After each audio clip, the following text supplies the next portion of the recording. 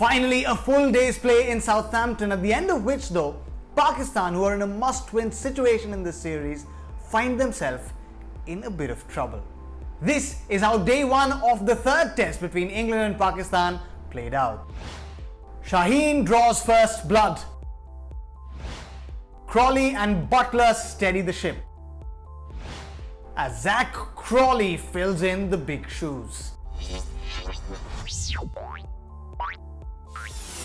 It was Southampton again. There was a bit of rain on the morning of the first day of the third test between England and Pakistan, and suddenly all the memories from the second test came rushing back. But there were no interruptions post that. As the toss happened on time, England won the toss, opted to bat first, making one change. Out went Sam Curran, as in came with more pace and more bounce Jofra Archer. Pakistan going in unchanged.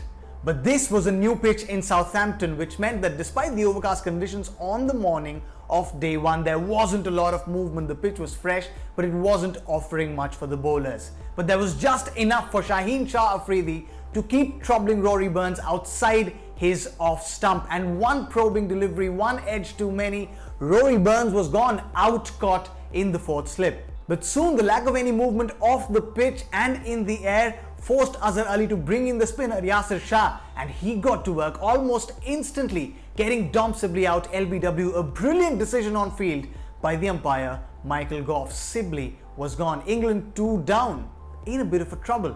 But then Root and Zak Crawley stitched together a crucial stand, took England to lunch 91 for 2 without any further damage.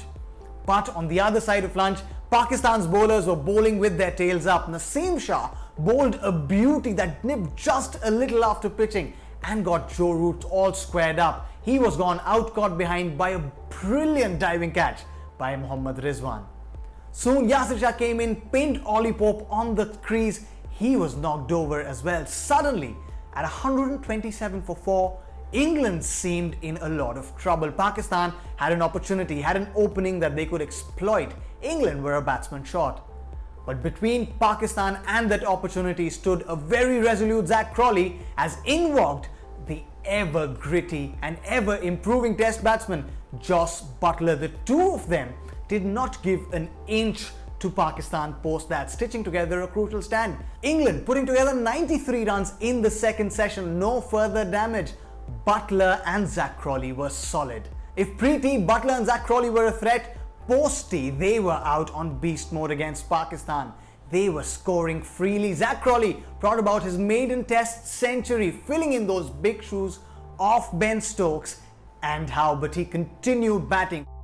From 100, he notched his 150, while Buttler at the other end kept playing his strokes as well, notching up his half century as well, piling a mountain of runs on Pakistan.